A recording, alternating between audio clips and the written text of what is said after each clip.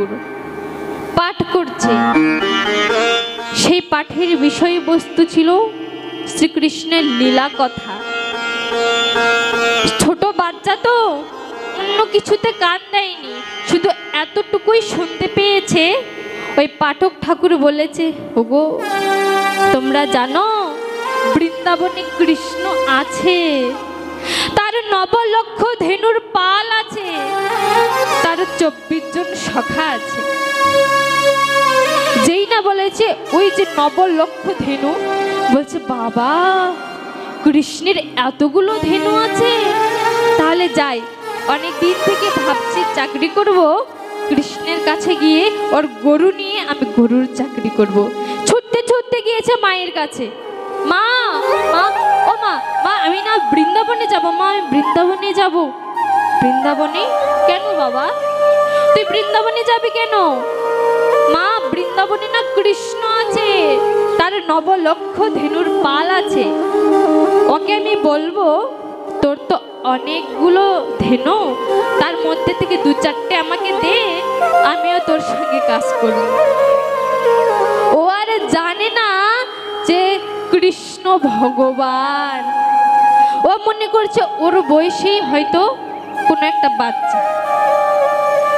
মা এখনো বলছে ধুর বোকা ছেলে, ওটা কৃষ্ণ এখন নেই, আগে ছিল, ভগবান ওটা লীলা করেছিল, এখন নেই। বলছে না মা, ওই পাঠক ঠাকুর বলেছে না, পাঠক ঠাকুর বলেছে যখন অবশ্যই আছে। তা মা তুমি যখন বলছো বৃন্দাবনে কৃষ্ণ নাই, তুমি যেহেতু মা, তাই তোমার কথা আমি মিথ্যা বললে গণ্য করব না। আমি পাঠক ঠাকুরের কাছে যাব, গিয়ে শুনবো, যদি পাঠক ঠাকুর বলে বৃন্দাবনে কৃষ্ণ নাই, তোমার সন্তান আমি তোমার কোলে ফিরে আসবো। এই বলে মা ভাবছে যাক ছোট বাচ্চা তো, পাঠক ঠাকুর যখন বলবে বৃন্দাবনে কৃষ্ণ নেই, তখন আমার সন্তান আমার কোলে ফিরে আসবে।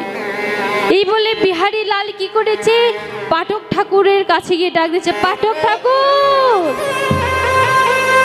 ও পাঠক ঠাকুর, তুমি বলো না বৃন্দাবনে কৃষ্ণ আছে তাই না, তার 9 লক্ষ ধেনু আছে তাই না?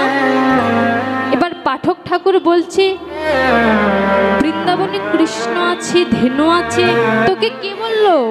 বলছে ওই যে তুমি কালকে বললে না, আমি দূর থেকে শুনেছি। পাঠক ঠাকুর বলছে, আহারে 5 বছর বয়সী, এতদিন আমি ভাগবত পাঠ করি, কোনো দিন কোনো ভক্তের চিত্তে আনন্দ জাগে না, ভক্তি জাগে না, জ্ঞান জাগে না, আর তুই আজ এই 2টো কথা শুনে ঘর ফেলে চলে এসেছিস। তবে হ্যাঁ ঠিকই বলেছিস তুই, বৃন্দাবনে কৃষ্ণ আছে, তার 9 লক্ষ ধেনুর পাল আছে, 24 জন সখা আছে। পাঠক ঠাকুর তাহলে তুমি বলো, তাহলে বলো আমি বৃন্দাবনে কিভাবে যাব বলো। বলছি তুই তো যাবি, তার আগে একটা কাজ করে দি, যা যমুনা থেকে স্নান করে আয়। ও যমুনা থেকে স্নান করে এসেছে, তার করণে দীক্ষা মন্ত্র দান করেছে, দাদার সঙ্গে হরি নামের তিলক পরিধান করে দিয়েছে, অঙ্গে গেরুয়া বসন পরে দিয়েছে। বলছি বিহারী,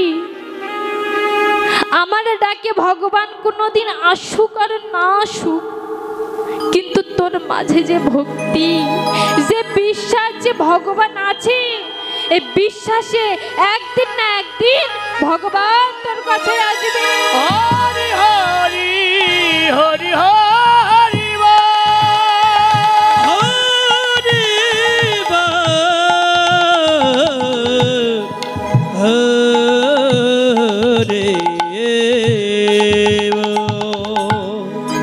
এবার বৃন্দাবনের পথ দেখিয়ে দিয়েছে ছোট্ট বিহারী।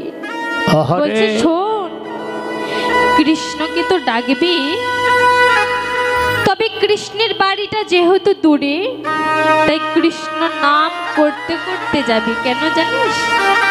এই তোর দূর থেকে কৃষ্ণ নামটাও যদি ভগবান কৃষ্ণ শুনতে পায়, তাহলে তোর কাছে চলে আসবে। কৃষ্ণ নাম শিখিয়ে দিয়েছে, তাই এবার কৃষ্ণ নাম করতে করতে বিহারি যাচ্ছে। কেমন করে? হরে কৃষ্ণ কৃষ্ণ কৃষ্ণ হরে হরে, হরে রাম রাম রাম হরে হরে। হরে কৃষ্ণ কৃষ্ণ কৃষ্ণ হরে হরে, হরে রাম রাম রাম হরে হরে। হরে কৃষ্ণ কৃষ্ণ কৃষ্ণ হরে হরে, হরে রাম রাম রাম হরে হরে। হরে কৃষ্ণ কৃষ্ণ কৃষ্ণ হরে হরে, হরে রাম রাম রাম হরে। হরে হরে কৃষ্ণ কৃষ্ণ কৃষ্ণ হরে হরে, হরে রাম রাম রাম হরে হরে। হরে কৃষ্ণ কৃষ্ণ কৃষ্ণ হরে হরে, হরে রাম রাম হরে হরে। এমন করে কৃষ্ণ নাম করতে করতে যাচ্ছে। এবার ছোট বাচ্চা কতটা পথ আর যাবে, পথে হাঁটতে হাঁটতে ক্লান্ত হয়ে গেছে। একটা বৃক্ষের নিচে বসে পড়েছে, বসে বসে ভাবছে, কৃষ্ণ তোর বাড়ি আর কত দূর? বলে, তোর সন্তানে আসলে বুঝি এত কষ্ট পেতে হয়, এত কষ্ট পেতে হয়। আগে যদি জানতাম, মায়ের কোল ফেলে আমি তোর নামে আসতাম না। ভক্ত কাঁদছে গো মা, ভগবান কি দূরে থাকতে পারে? কেননা পৃথিবীতে ভগবান সবকিছু সহ্য করলেও দুটি জিনিস সহ্য করে। সেই দুটি জিনিস কি? একটি হলো ভক্তের অহংকার, আর একটি হলো ভক্তের দুটি নয়নের জল। যদি কোনো ভক্তের মাঝে অহংকারে জন্ম নেয়, ওই অহংকার দর্পহারি ভগবান চূর্ণ করে দেন। আবার কোনো ভক্ত যদি দুটি নয়ন জল ছেড়ে দিয়ে ভগবানকে ডাকতে পারে, তাও ভগবান সইতে পারেন, তখনই ছুটে আসেন ওই ভক্তের কাছে। এবার ভগবান কি করেছেন?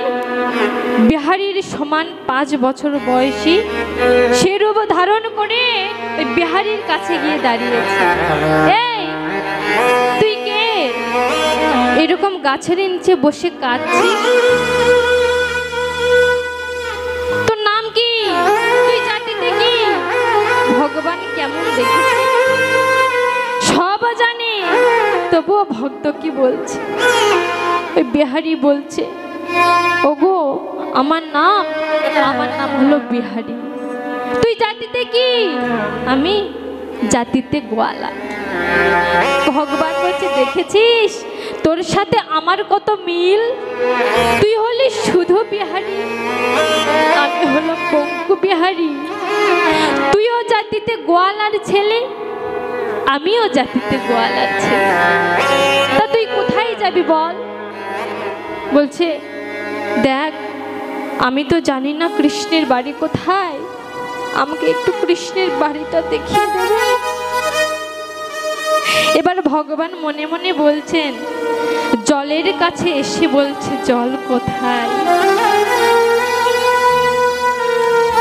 আমার মন্দিরে যেই পুরোহিত আছে, একটা কাজ করি, ভক্ত যখন এত দূর থেকে আমার কাছে এসেছে, ওই পুরোহিতের বাড়িতে, ওর বাড়িতেও তো অনেকগুলো গরু আছে, বিহারীকে তার কাছে পাঠিয়ে দিই। বলছে, হ্যাঁ আমি কৃষ্ণের বাড়ি চিনি। হ্যাঁ তুমি চেনো?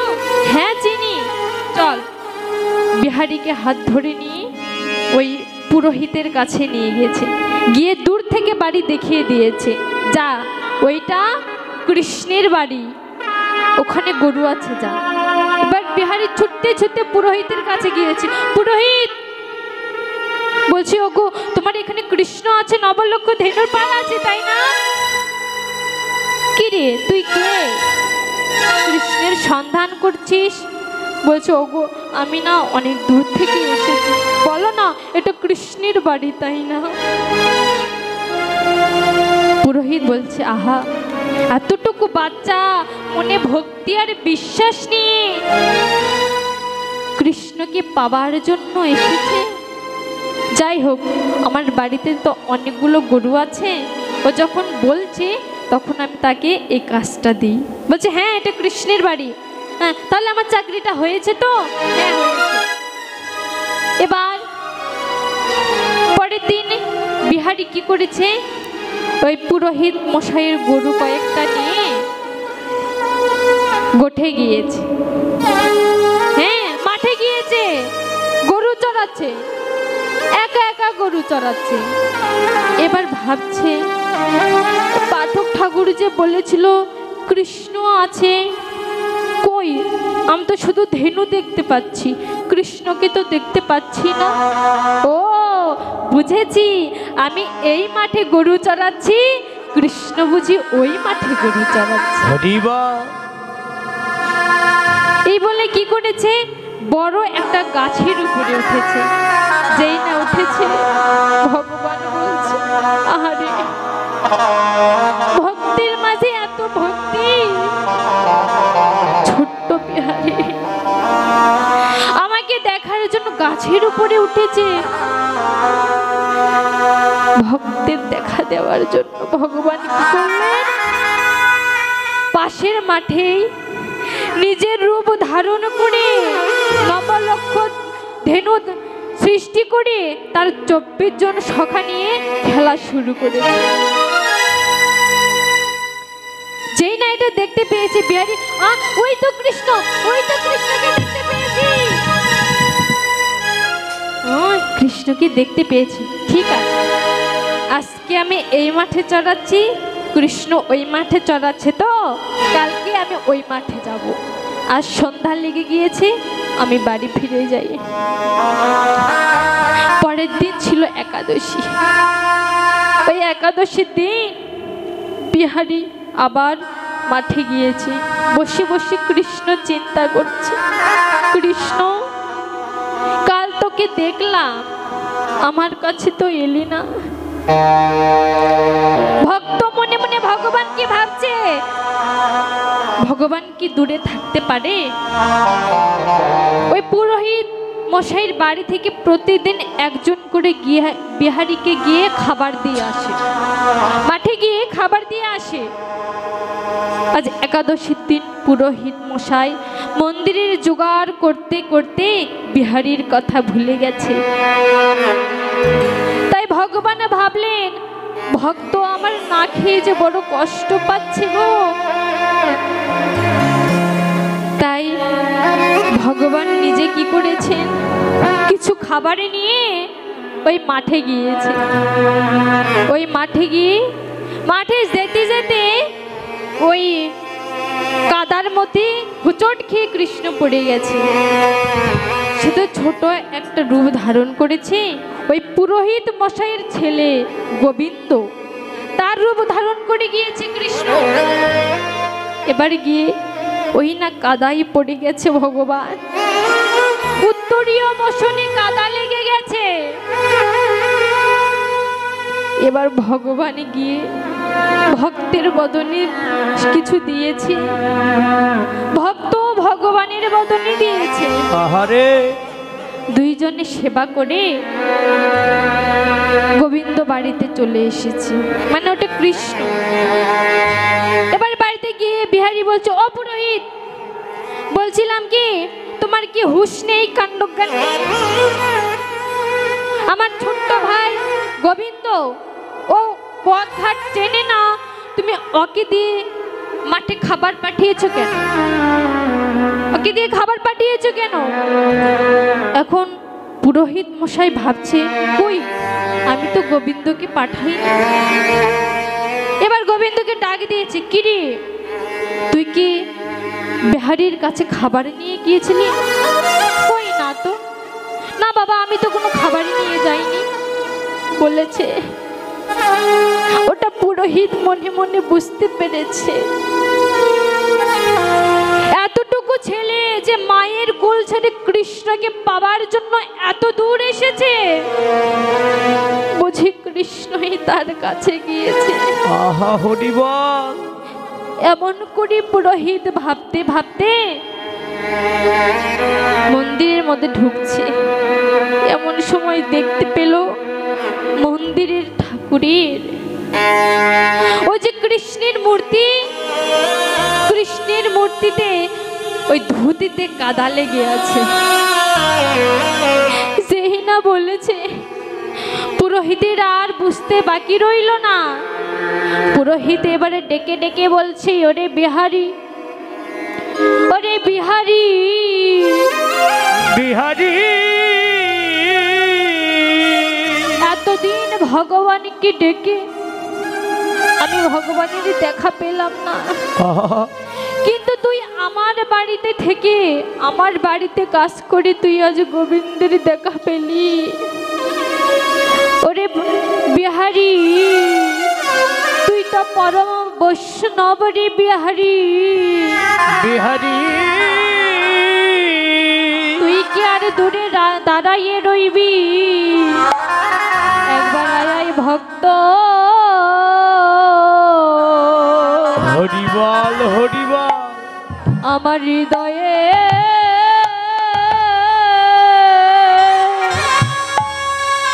আমার হৃদয়ে আয় রে ও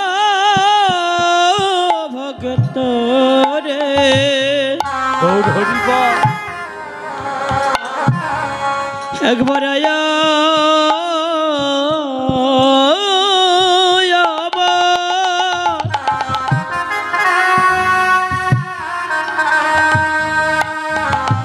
আমার হৃদয়ে আয় রে ভক্ত রে,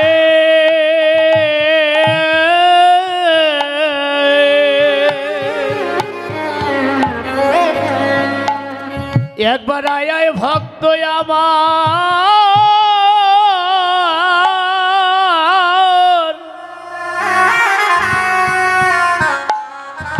ওরে আমার হৃদয়ে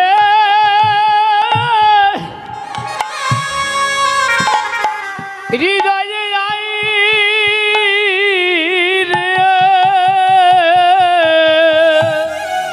আমার তাপিত পরা রাধে রাধে। পরাণ আমি শীতল করি। একবার আয় আয় ভক্ত,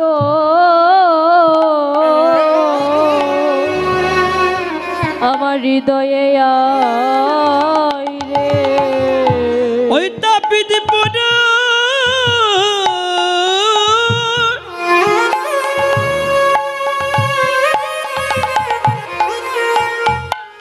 তাপিত পরা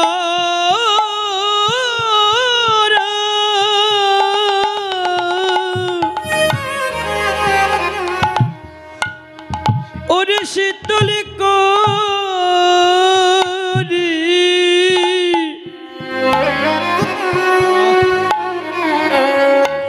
একবার আয়া ভক্ত। রাধে রাধে।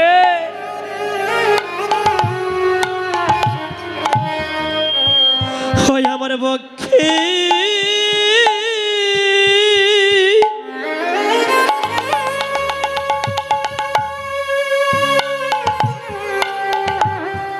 ওরে পক্ষে আয় রে, ওরে তাপির পরাণ, ওরে তাপির পরাণ,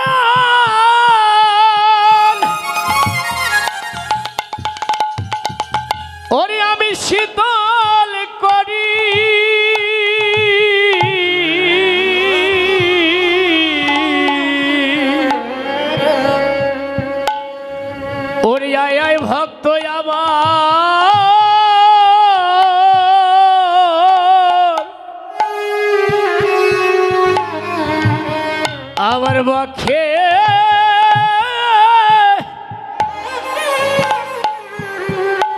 ওরে আমার বক্ষে আই রে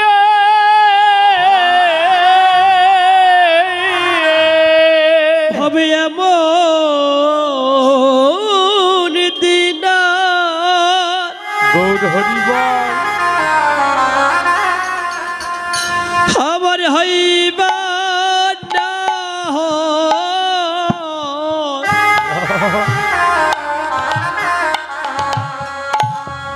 একবার আয়া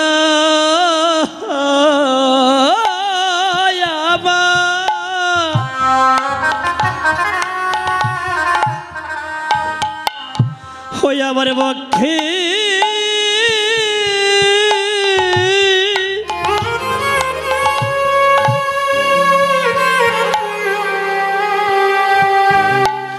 আমার পক্ষে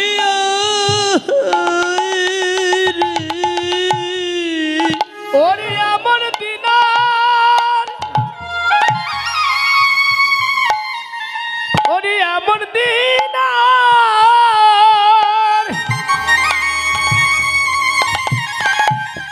ওরে ভাগ্য হয় কি ওরে আমার হয় কি না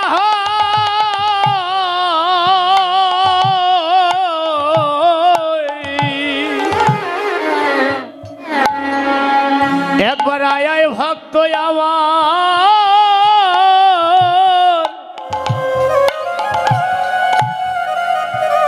আমার বক্ষে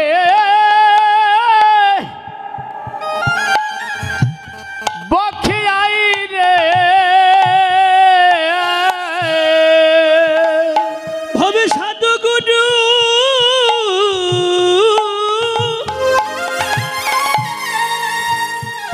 সাধু গুরু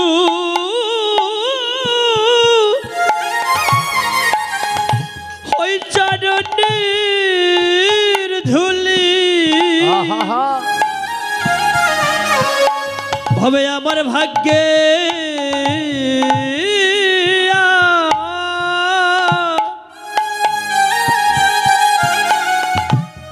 আরে হইবা না হই ওরে সাধু গুরু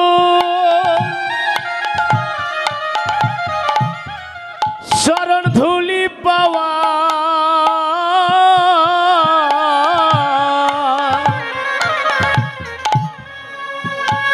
আমার ভাগ্যে এমন দিনা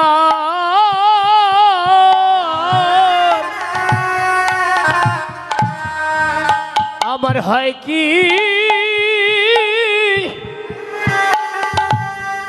হয় কি না হয়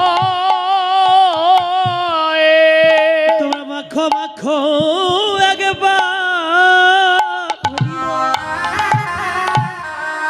ওই চরণের ধুলি রে ও তোমরা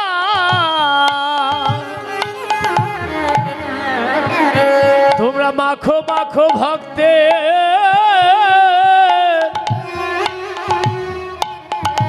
ভক্তের চরণে ওরে চরণের ধুলি হ্যালো এই ভোগালটা এই ছোট দিনা এই ভোগালটা শুদ্ধ হয়ে গেল হরি বল রিভাব দাও আমাদের হয় কি না আহা একবার মাখো মাখো ভক্তি হরি বল ভক্তের চরণের ধুলি রে ওরে এমন দিনা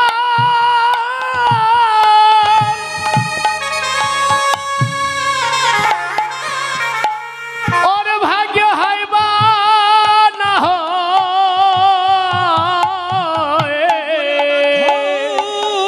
মাখো ভক্তের এমন দিনা হয় বা না হয় একবার মাখো মাখো ভক্তের চরণের ধুলি ওরে এমন দিনা হয় বা না হয় একবার মাখো মাখো ভক্তের চরণের ধুলি ওরে এমন দিনা হয় বা না হয় একবার মাখো মাখো ভক্তের চরণের ধুলি ওরে এমন দিনার হয় বা না হয় একবার মাখো মাখো ভক্তের চরণের ধুলি এমন দিনার হয় বা না হয় একবার মাখো মাখো ভক্তের চরণের ধুলি ওরে এমন দিনার হয় বা না হয় মাখো মাখো ভক্তের চরণের ধুলি এমন দিনার হয় বা না হয় তাই গৌর হরি ধুলি তোমরা মাখো মাখো ভক্তের চরণের ধুলি রে হ্যালো হ্যালো এই দাদা ভোগালগুলি তুমি বারবার খোঁচাও কেন এখন তো শক্তি লাগে গান গাইতে হরি বল হরি বল হরি বল হরে আগে ভালো কৃষ্ণ ছিল। এটা একটু বাড়াই দেন কমে গেছে হরি বল হরে কৃষ্ণ জয় রাধা মাধব গৌর হরি বল হরি বল হরি বল তাই মহাজন বললেন অল্প একটু কমে দাও বারবার বলাও কে হরি সিংহাবেন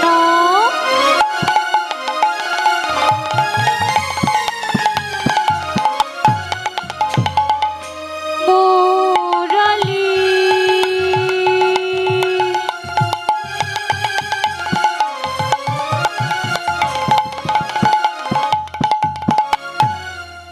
ওরে করিয়া জয়ে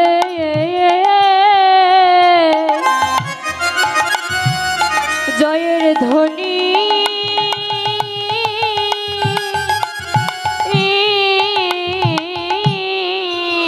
ওরে সিংহাবেন মুরালিকা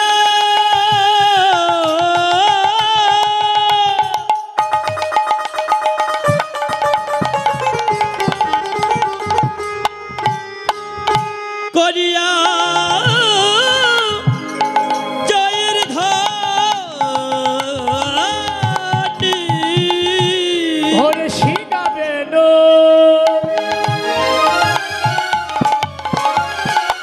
ওরে মুরলিকা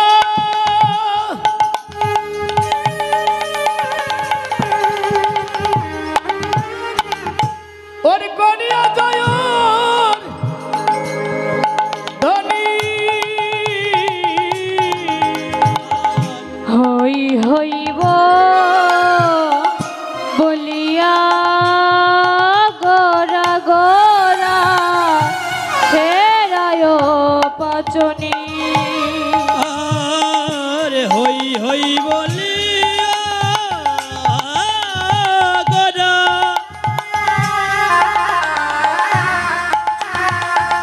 ফিরায় পাছনি রে আর হই হই বলিয়া ফিরায় পাছনে হই হই বলিয়া গরা ফিরায় পাছনি আমি তোর জন্মের মতো